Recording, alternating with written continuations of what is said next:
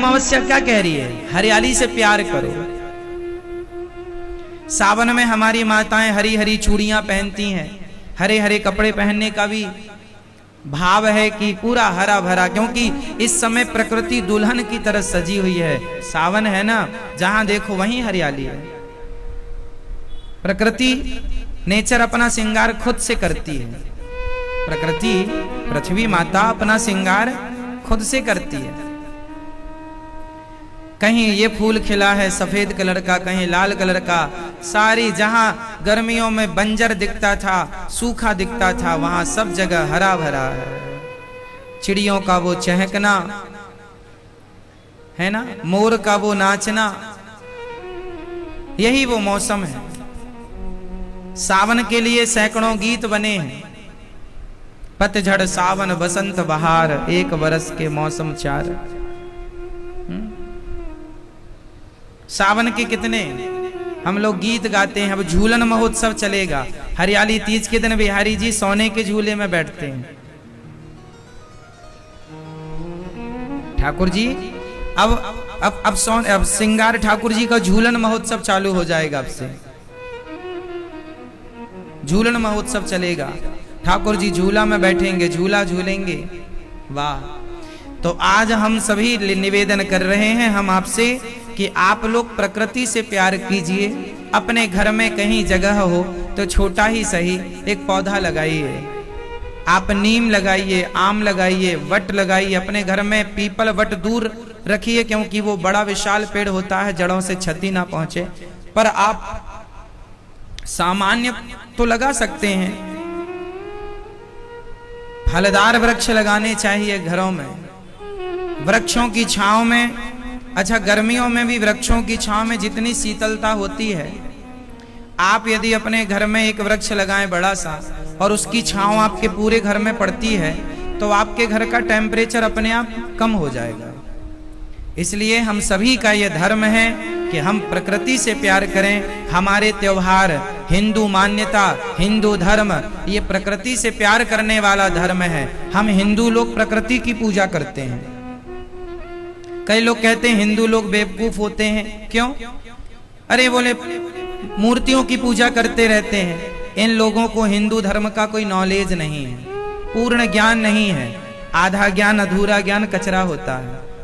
अध गगरी छलकत जाए, जो आधी गगरी होती है ना वो छलकती ज्यादा है।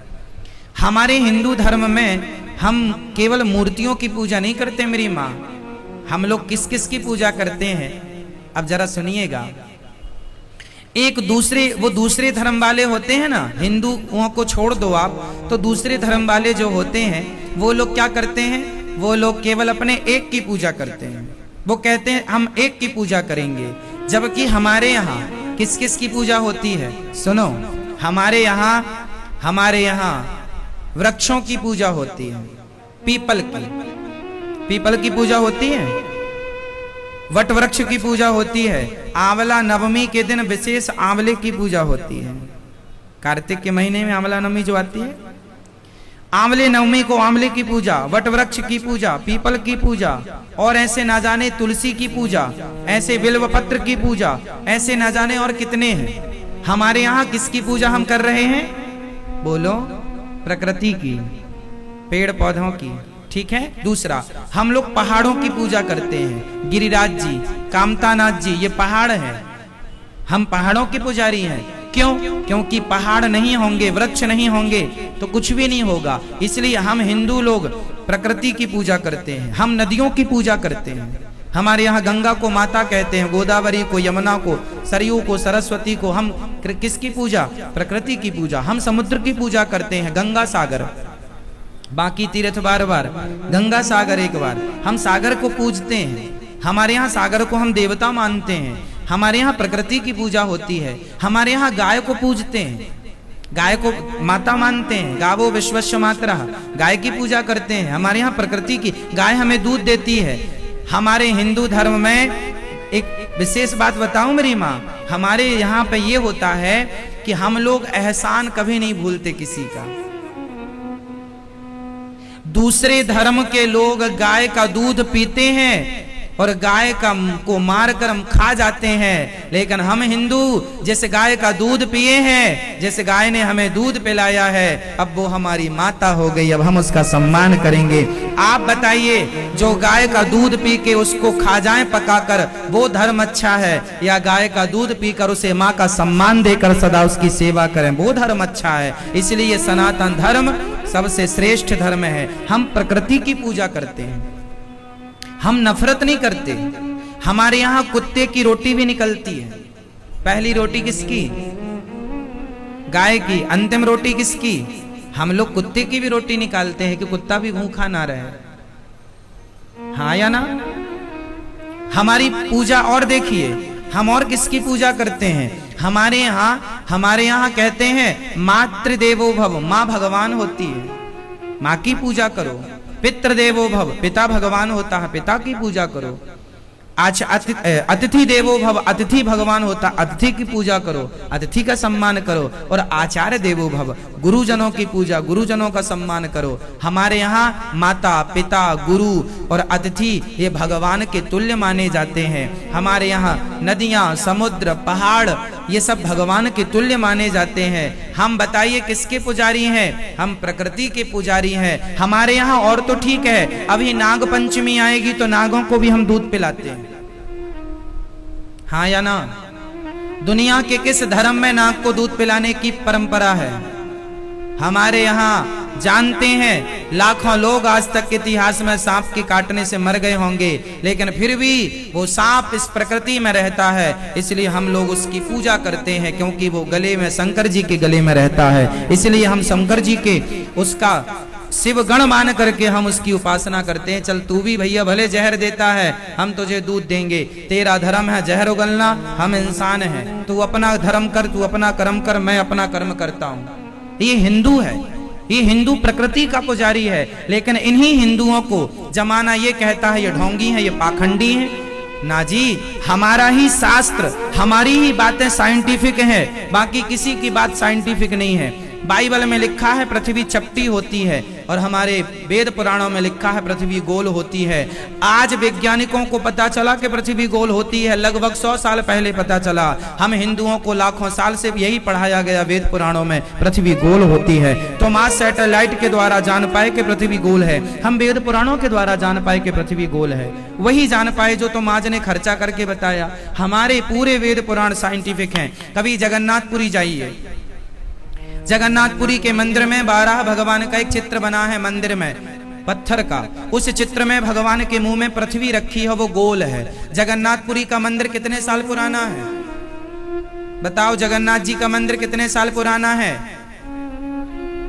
आपके बाप दादों से सुना होगा जगन्नाथ जी के बारे में, उनके बाप दादों से उनने सुना होगा, उनके बाप दादों से उनने।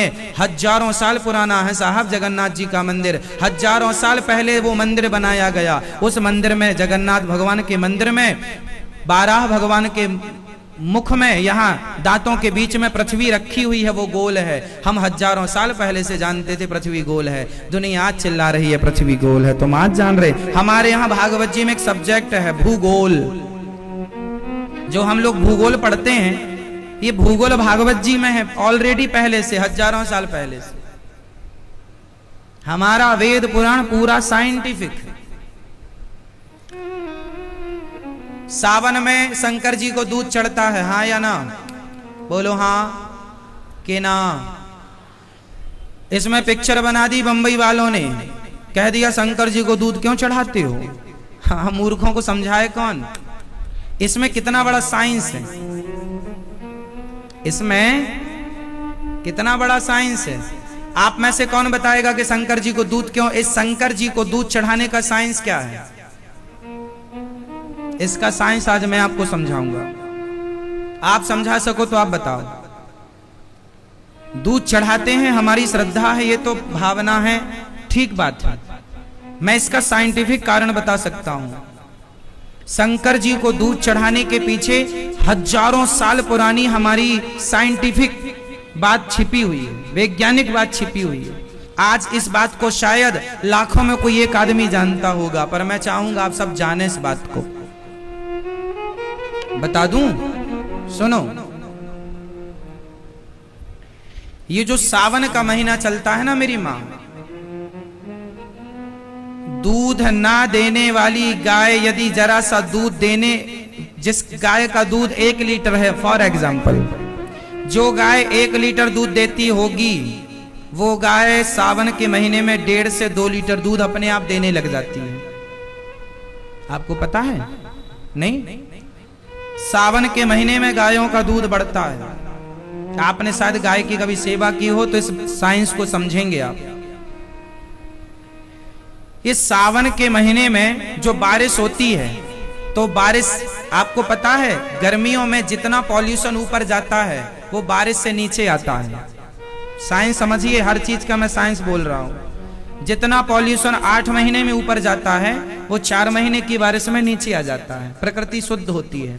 तो जो पहला पानी गिरता है वो पानी से क्या है, उस पानी से जो घास निकलती है, एक्चुअली वो घास चूंकि जहरीले पानी की उत्पन्न हुई है, पानी जहरीला है, कितना पॉल्यूशन होता है, इतना पॉल्यूशन हुआ कि ओजोन परत में छेद हो गए हैं। अभी लॉकडाउन में कुछ छेद भर गए हैं। कुल मिलाकर जो पहला पानी गिरता है, जिस पानी से घास निकलती है, तो वो पानी से जो घास निकलती है उस घास को जब गैया खाती है तो वो घास एक्चुअली जहरीली होती है। पहली घास, लोग, आपकी दादी नानी ने भी कहा होगा पहले पानी में मत नहाना, क्योंकि पहला पानी नुकसानदायक होता है। जब बारिश अच्छी झमाझम हो जाए और कंटिन्यू गिर जाए पानी, फिर वो पानी शुद्ध हो जाता, फिर अपन लोग नहाते हैं उस बारिश के पानी में, यदि किसी का मन है तो जो पहला पानी है वो जहरीला होता है, और उस जहरीले पानी से जो घास होती है वो भी जहरीली होती है, और उस घास को गैया खाती है। क्योंकि पहले के जमाने में हर घर में गाय हुआ करती थी। हम भारतीयों के घर में, हम हिंदुओं के घर में, सबके घर में, आपके घर में, आपके बाप दादों के घर में, पहले सबके घर में गाय रही होगी, अब नहीं, पर सबके घर में गाय थी, हाँ या ना भाई? आपके बाप दादों के घर में पहले गायें थी कि नहीं? और पहले 2-2, 10-10, 20-20, 100-100 गायें हुआ करती थी। नंद बाबा के यहाँ 9 लाख गैया थी। पहले जिसके घर में जितनी गाय वो उतना बड़ा आदमी माना जा, अरे इसके पास इतनी गाय है। पहले का धन पैसा नहीं होता था, पहले का धन गौधन, पहले का धन गौधन, गजधन। पहले जिसके पास ज्यादा गौ होती थी, ज्यादा हाथी होते थे, गौधन, गजधन, बाज, बाज जिसके घर में होते थे, गौधन, गजधन, बाजधन और रतन धन खान। ये सोना चांदी की का नंबर दूसरे नंबर, तीसरे नंबर पे आता था। पहला धन होता था गौधन, दूसरा धन गजधन, हाथी। पहले लोगों के घर, राजा महाराजाओं के घर हाथी होते थे। जिस राजा के पास जितना हाथी होता था वो उतना बलवान राजा माना जाता था। पानीपत का जब पहला युद्ध हुआ उस समय हाथियों से युद्ध हुआ था। इतिहास के पन्ने आप पढ़ेंगे तो मिलेगा। पानीपत का जब पहला युद्ध हुआ तो उस समय हाथी सम्मिलित थे। महाभारत के युद्ध में हाथी सम्मिलित थे। क्यों जी? महाराणा प्रताप पृथ्वीराज चौहान के पास हाथी थे, उनके हाथियों का भी इतिहास मिलता है। तो हम गौधन, गजधन, जिसके पास जितने हाथी उतनी बड़ी सेना, उतनी बड़ी ताकत। गौधन, गजधन, बाजधन और रतन धन खान, जब आवे संतोष धन, सब धन धूरी समान। तो पहले का धन है गाय। तो पहले गाय सबके घर होती थी, और गाय सबके घर होती थी तो दूध सबके घर होता था। तो दूध, जो पहला दूध होता था, समझो, पहला पानी, पहली घास, पहली बार गैया ने घास खाई तो उसका पहला जो दूध बना, वो पहला दूध बच्चों को नुकसान करेगा, क्योंकि वो जहरीला है। जहरीला पानी, जहरीली घास। तो फिर हमारे बड़े बुजुर्गों ने नियम बनाया, अब ये दूध है फेंक तो सकते नहीं है, दूध है, गोरस है, फेंक तो सकते नहीं है। बोले एक काम करते हैं, शंकर जी को चढ़ाते हैं। शंकर जी को जहर पसंद है, जहरीला दूध भी शंकर जी को चढ़ाएंगे। भांग धतूरा शंकर जी को चढ़ता है, तो पहली बारिश का जो पहला दूध होता है वो दूध चढ़ाने का नियम बन गया। शंकर जी को अभिषेक करेंगे, पहला दूध से शंकर जी का अभिषेक। ये तब से परंपरा चली आई। तो वो दूध नुकसानदायक है, गाय का पहला दूध, इसलिए वो शिव जी को चढ़ाया जाता है, क्योंकि भांग धतूरा शंकर जी को चढ़ता है, इसलिए वो जहरीला दूध शंकर जी को, शंकर जी जहर पीते हैं ना, है ना। तो वो शंकर जी को तब से दूध चढ़ाना शुरू हुआ। अब ये मूर्खों पिक्चर बनाने वालों को पता ही नहीं कि शंकर जी को दूध क्यों चढ़ाते हैं। इतना बड़ा साइंस, अब इनके बाप दादे ये साइंस तक पहुंचेंगे? इस साइंस तक पहुंच पाना सबके बस की बात नहीं है। हमारे ऋषि मुनियों ने, हमारी सनातन संस्कृति ने हमें तो केवल बना बनाया परोस के दे दिया है, पूरा पूरा नियम बना दिए हैं साहब, नियम। कितना बड़ा साइंस है हमारे यहाँ का। साइंस और जानोगे? हमारे यहाँ का साइंस समझो। वो जनवरी में एक त्योहार होता है मकर संक्रांति। बताओ मकर संक्रांति के दिन लड्डू कौन से बनते हैं? जोर से, जोर से। तिल के लड्डू। तिल के लड्डू में क्या मिलाते हैं? हाँ, गुड़। अब बताओ मकर संक्रांति जब पड़ती है उस समय सर्दी होती है कि गर्मी होती है? जोर से। सर्दी होती है। जनवरी मतलब सर्दी, और वो माघ का महीना के हम लमसम होते हैं आसपास। मकर संक्रांति आई, तिल का लड्डू बना। तिल का नेचर क्या है? तिल ठंडी होती है, गर्म होती है? तिल गर्म होती है और गुड़ गर्म होता है। तिल गुड़ के लड्डू बना बना के सबको बांटे जाते हैं, खिलाए जाते हैं, ताकि सर्दी का प्रकोप कम हो जाए, हम लोग स्वस्थ रहें। देखो स्वास्थ्य के लिए तिल सबसे ज्यादा कैल्शियम तिल में होता है, वो भी व्हाइट तिल। कैल्शियम का स्रोत सबसे ज्यादा कहाँ है? हाँ या ना? यदि आप मेडिकल साइंस जानते हैं तो मेरी ये बात जान जाएंगे। सबसे ज्यादा कैल्शियम चूना में, चूने के साथ तिल में। काली तिल या सफेद तिल, दोनों तिल में पर्याप्त कैल्शियम होता है। तिल का हम लोग सेवन करते हैं। तो तिल के लड्डू इसलिए बनाए जाते हैं कि भारतीयों, तुम पिज्जा बर्गर खाने वालों तिल खाया करो तो कैल्शियम की गोलियां नहीं खानी पड़ेंगी। ये जो घुटनों का दर्द लेके बैठी हो मैया, तिल रोज 1 चम्मच खाओगी तो घुटनों का दर्द नहीं होगा। अब तुम पिज्जा बर्गर चाउमीन बर्गर खाने लग गई हो, खड़े होके पानी पीने लग गई हो। हमारे यहाँ साइंटिफिक है हर चीज। हमारे यहाँ खड़े होके पानी नहीं पीना चाहिए। हमारे आयुर्वेद हमें समझाता है खड़े होके पानी नहीं पीना। खड़े होके पानी पियोगे तो बुढ़ापे में घुटनों का दर्द कोई डॉक्टर ठीक ही नहीं कर पाएगा। खड़े होके पानी पीने से घुटनों में दर्द होता है। लेकिन आजकल कौन समझाए आपको? कौन समझाए? अब खड़े होके पानी नहीं पीना, घुटनों में दर्द होगा, कोई नहीं डॉक्टर ठीक कर सकता। पानी हमेशा, पानी हमेशा कौन कौन बैठ के पीता है और खड़े होके कौन पीता है? पानी हमेशा बैठ के। कुछ नियम अपने लिए बनाओ, ये आपके भविष्य में काम आएंगे, ये बच्चों को सिखाओ। दूध खड़े होके पी सकते हैं, दूध खड़े होके पी सकते हैं। पानी बैठ के पीना चाहिए। 1 चम्मच 2 चम्मच तिल हमेशा खाना चाहिए। इसलिए हमारे यहाँ साग सब्जियों में भी तिल का यूज होता है, क्योंकि कैल्शियम भरपूर मात्रा में। बूढ़ों को तो रोज 1 चम्मच तिल फाँकना ना चाहिए। खाओ, बढ़िया चबाओ, पानी पियो जरा सा। कैल्शियम की गोलियां नहीं खानी पड़ेंगी। साइंटिफिक हमारे यहाँ का पूरा सिस्टम। आज पहला दिन